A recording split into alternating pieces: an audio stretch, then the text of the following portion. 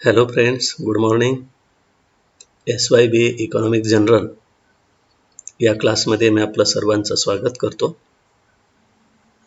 आज आपण cooperative banking structure and functions हा टॉपिक अभ्यासत आहोत. म्हणजे भारतातील सहकारी बँकांची रचना कशी आहे आणि या सहकारी बँकांची कार्य कोणती, हा अतिशय महत्त्वाचा भाग या ठिकाणी आपल्याला अभ्यासायचा आहे. विद्यार्थी मित्रांनो, भारतामध्ये सहकारी बँकांची रचना अभ्यासताना आपलं असं लक्षात येईल की भारतामध्ये सहकारी बँकांची रचना ही त्रिस्तरीय पद्धतीची आहे. म्हणजे राज्यस्तरावर राज्यस्तरीय बँका आणि या राज्यस्तरीय बँकांमध्ये राज्य सहकारी बँक, जिला आपण शिखर बँक असं म्हणतो, आणि राज्य पातळीवर राज्य भूविकास बँक, यांना राज्यस्तरीय बँका असं म्हणतात. दुसऱ्या स्तरावर म्हणजे जिल्हा स्तरावर जिल्हास्तरीय बँका, आणि या जिल्हास्तरीय बँकांमध्ये जिल्हा सहकारी मध्यवर्ती बँका, म्हणजे प्रत्येक जिल्ह्यामध्ये जिल्हा मध्यवर्ती सहकारी बँक आहे. जसे धुळे जिल्ह्यामध्ये DDCC, Dhule district cooperative bank, आणि जिल्हास्तरीय स्तरावर जिल्हा भूविकास बँक, म्हणजे राज्यस्तरावर राज्य सहकारी बँका आहेत स्टेट कोऑपरेटिव्ह बँक, आणि राज्यस्तरावर भूविकास बँक देखील आहे. आणि या दोन्ही बँका जिल्हा स्तरावर आणि ग्रामीण स्तरावर आपल्या शाखांद्वारे सेवा पुरवत असतात. तर जिल्हा स्तरावर आपल्याला या दोन प्रकारच्या बँका दिसतात, आणि ग्रामीण स्तरावर ग्रामीणस्तरीय बँका हा तिसरा प्रकार आहे. आणि याच्यामध्ये ग्रामीण भागात प्राथमिक सहकारी पतसंस्था, प्राथमिक भूविकास बँक आणि राज्य भूविकास बँकांच्या शाखा. तर अशा पद्धतीने भारतामध्ये सहकारी बँकांची रचना आपल्याला दिसून येते. म्हणजे राज्यस्तरावर आपल्याला एक प्रमुख बँक दिसून येते, जिला आपण सर्वोच्च बँक असं म्हणतो, ज्याला शिखर बँक असं म्हणतात. आणि ती राज्यस्तरीय बँक ही राज्यस्तरीय बँकामध्ये सहकारी बँक आणि भूविकास बँक, आणि ह्या ज्या बँका आहेत ह्या बँका जिल्हा मध्यवर्ती सहकारी बँकांना कर्ज देतात किंवा मार्गदर्शन करतात, त्यांना सेवा पुरवतात. आणि त्या त्या जिल्ह्यातील जिल्हा सहकारी मध्यवर्ती बँका आणि जिल्हा भूविकास बँका ह्या ग्रामीण स्तरावर असलेल्या आपल्या लहान लहान ज्या शाखा आहेत त्याद्वारे ग्रामीण स्तरापर्यंत शेवटच्या व्यक्तीपर्यंत आपल्या त्या सेवा पुरवत असतात. म्हणजे अशा पद्धतीने भारतामध्ये प्रत्येक राज्यामध्ये एक राज्य सहकारी बँक असते, जिल्हा स्तरावर जिल्हा मध्यवर्ती सहकारी बँका असतात, आणि प्राथमिक स्तरावर म्हणजे ग्रामीण भागामध्ये सहकारी पतसंस्था आणि प्राथमिक भूविकास बँकांच्या शाखा आपल्याला दिसून येतात. तर अशा पद्धतीने राज्य, जिल्हा आणि ग्रामीण भाग अशा पद्धतीने भारतामध्ये सहकारी बँकांची रचना आपल्याला थोडक्यात दिसून येते. तर सहकारी बँकांची रचना ही आपल्याला 1904 पासून सहकारी कायदा राज्यामध्ये जेव्हा पास झाला तेव्हापासून भारतामध्ये सहकारी बँकांची ही रचना आपल्याला निर्माण झालेली दिसून येते किंवा त्यांचा विकास झालेला दिसून येतो. तर सर्वसाधारणपणे या ज्या सर्व प्रकारच्या सहकारी बँका आहेत, या सर्व प्रकारच्या सहकारी बँकांची कार्य नेमकी कोणती आहे, सहकारी स्तरावर स्थापन झालेल्या ह्या ज्या बँका आहेत, ह्या बँका आपली कोणती भूमिका करतात किंवा कोणती कार्य करतात, ती कार्य या ठिकाणी आपल्याला अभ्यासायची आहे. तर चला, सहकारी बँकांची कार्य कोणती? Functions of cooperative banking. Cooperative banking, हे बघा, या ठिकाणी कोऑपरेटिव्ह बँकिंग पाहिजे, तर या ठिकाणी एन झाला आहे बीच्या ठिकाणी बँकिंग. तर सहकार आणि सरकार याच्यामध्ये फरक आहे. ज्या काल आपण राष्ट्रीयकृत बँका पाहिल्या, तर राष्ट्रीयकृत बँका म्हणजे नेमक्या काय, या राष्ट्रीयकृत बँकांची प्रगती कशी झाली आहे, असा एक भाग एका पेपरमध्ये आपण अभ्यासलाय. तर सहकाराचे तत्व नेमकं काय आहे, सहकार म्हणजे काय, सहकाराचा काय अर्थ आहे, तोही या ठिकाणी आपण बघितला पाहिजे. म्हणजे सहकारी तत्वावर भारतामध्ये सहकारी बँकांची स्थापना झालेली आहे. सहकारी बँकांची त्रिस्तरीय आपल्याला रचना दिसून येते. तर हे सहकाराचं तत्व नेमकं काय आहे? तर 1904 मध्ये भारतात सहकार कायदा पास करण्यात आला आणि सहकार तत्वावर आपल्याला केवळ बँकाच नाही, तर सहकारी तत्वावर सहकारी ग्राहक भांडार असेल, सहकारी साखर कारखाना असेल, सहकारी सूतगिरणी असेल, तर अशा पद्धतीने सहकार क्षेत्रामध्ये अनेक प्रकारच्या संस्था आपल्याला दिसून येतात. सहकाराचा अर्थ काय? तर सहकाराची अशी व्याख्या या ठिकाणी, समान आर्थिक उद्दिष्टे साध्य करण्यासाठी समान गरजा असणारे अनेक लोक स्वेच्छेने ज्या चळवळीत सहभागी होतात, त्या सहकार असे म्हणतात. म्हणजे सहकाराचं एक ब्रीदवाक्य आहे, विना सहकार नाही उद्धार. म्हणजे एकमेकांना सहकार्य करायचं आणि सर्व मिळून आपली सर्वांची गरज पूर्ण करायची, या अर्थाने सहकाराचा अर्थ आपल्याला लावता येईल. तर समान आर्थिक उद्दिष्टे म्हणजे जेव्हा 40-50 लोक एकत्र येतात, ते त्यांचे उद्दिष्टे समान असतात आणि समान गरजा असणारे हे लोक स्वेच्छेने एखाद्या चळवळीमध्ये भाग घेतात किंवा एक गट निर्माण करतात आणि त्याच्यातून आपली जी आर्थिक उद्दिष्टे आहेत सगळ्यांची सारखी असतात, ते सभासद जेव्हा एकत्र येतात तेव्हा त्याला सहकार असं म्हणतात. तर या सहकारी बँकांची जी रचना आपण पाहिली, तर या सहकारी बँकांची कार्य कोणती आहेत नेमकी? ज्या आपण राष्ट्रीयकृत बँका पाहतो, या राष्ट्रीयकृत बँकांची कार्य कोणती आहेत, व्यापारी बँकांची कार्य कोणती आहेत, ते आपण अभ्यासलंय. परंतु व्यापारी बँकांचा हेतू वेगळा असतो, मात्र सहकारी बँकांचा स्थापनेमागचा हेतू मात्र वेगळा आहे.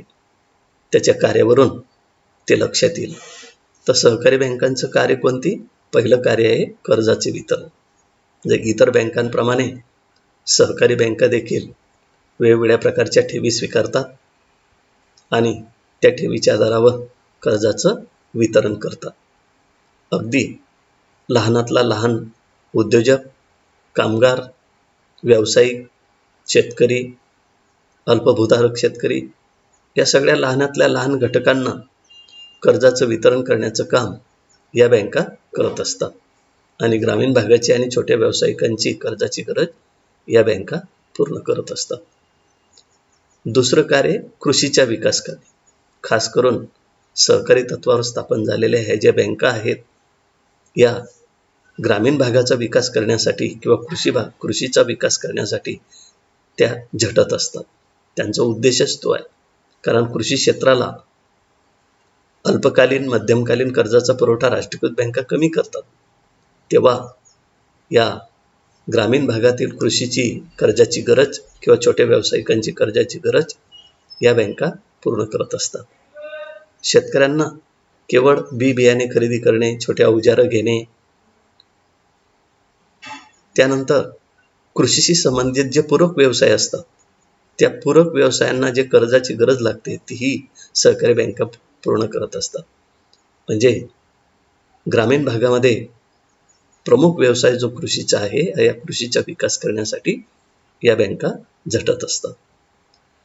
त्यानंतर तिसरं कार्य आहे सावकारीचे उच्चाटन करणे.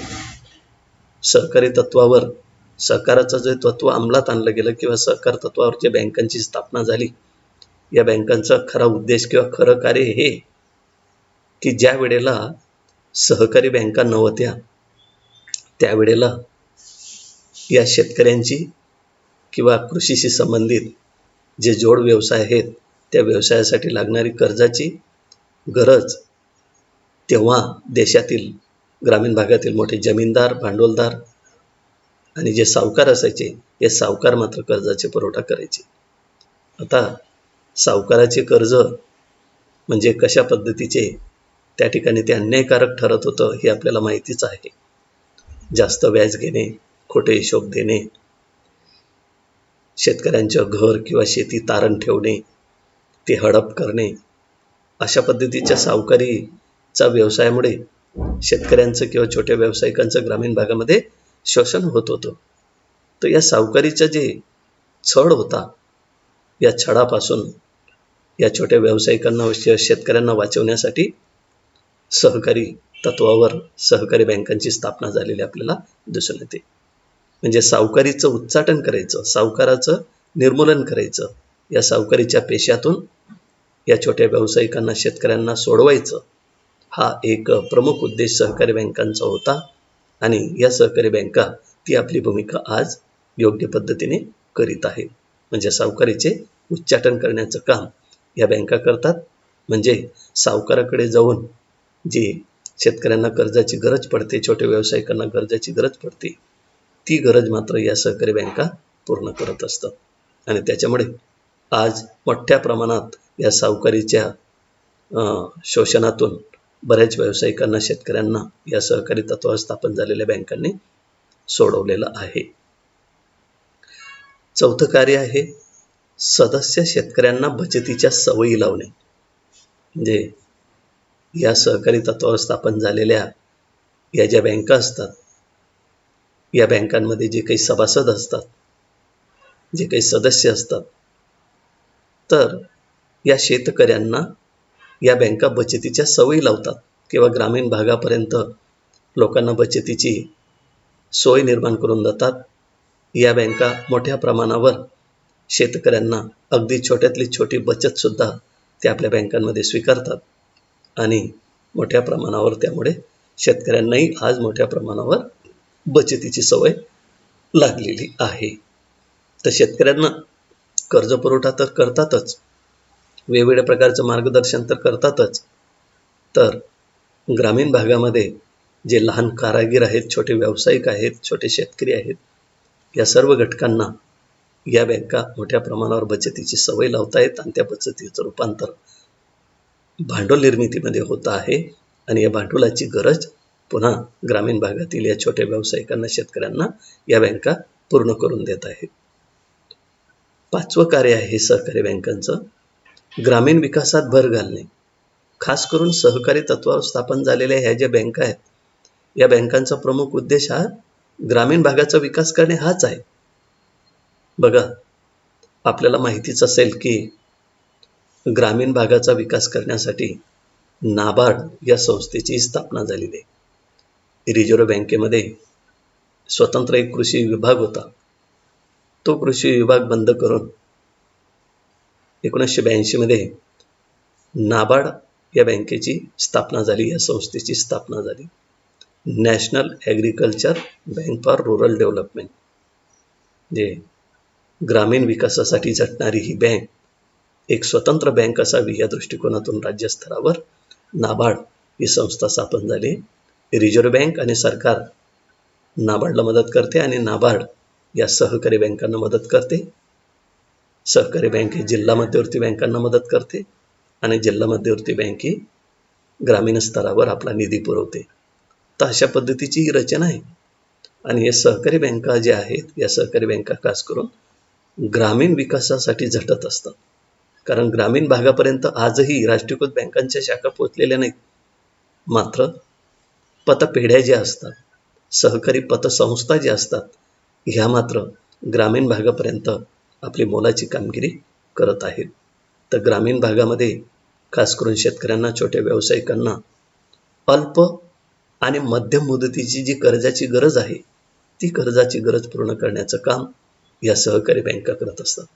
अगदी 2,000 रुपये, 5,000 रुपये, 10,000 रुपये अगदी कमी कालासाठी, कमी व्याजावर या बँका या छोट्या-छोट्या भांडवलाची गरज, कर्जाची गरज या छोट्या-छोट्या घटकांची, व्यावसायिकांची, शेतकऱ्यांची या बँका पूर्ण करत असतात. आणि म्हणून ग्रामीण विकासामध्ये स्वातंत्र्योत्तर काळामध्ये या सहकारी बँकांनी फार महत्त्वाची भूमिका आपल्याला पार पाडलेली दिसून येते. जवळजवळ वेगवेगळ्या घटकांकडून कृषी क्षेत्राला, छोट्या व्यावसायिकांना, ग्रामीण भागाला कर्ज पुरवठा होतो. त्याच्यापैकी जवळजवळ 35% कर्जाची गरज आज ग्रामीण भागाची या सहकारी बँकांनी पूर्ण केलेली दिसून येते. राष्ट्रीयकृत बँका ज्या असतात, या शेतकऱ्यांचं अनिश्चित उत्पन्न असल्यामुळे आणि शेतकऱ्यांकडे फारसं तारण नसल्यामुळे या बँका शेतकऱ्यांना, छोट्या व्यावसायिकांना कर्ज देत नाही. तेव्हा या छोट्या व्यावसायिकांचा विकास करण्यासाठी, ग्रामीण भागाचा विकास करण्यासाठी या सहकारी बँकांची स्थापना झालेली आपल्याला दिसून येते. हे अतिशय महत्त्वाचं काम या सहकारी बँका पार पाडत आहेत. तर अशा पद्धतीने भारतामध्ये सहकारी बँकांची स्थापना किंवा सहकारी बँकांची रचना आपल्याला दिसून येते आणि या सहकारी बँकांनी या आपल्या कार्याद्वारे देशाच्या आर्थिक विकासामध्ये एक महत्त्वाचं योगदान ते आज देत आहेत. फार मोठ्या प्रमाणावर सहकारी चळवळ आज ग्रामीण भागामध्ये रुजते आहे आणि या सहकारातूनच अनेक लोक आपल्या सारख्या गरजा भागवण्यासाठी एकत्र येतात. एकमेकास सहाय्य करू अवघे धरू सुपंथ या उक्तीप्रमाणे या सहकार तत्वामध्ये स्थापन झालेल्या संस्था किंवा सभासद यांनी आपला स्वतःचा विकास साध्य करण्याचा प्रयत्न या कोऑपरेटिव्ह सेक्टरमधून केलेला आपल्याला दिसून येतो.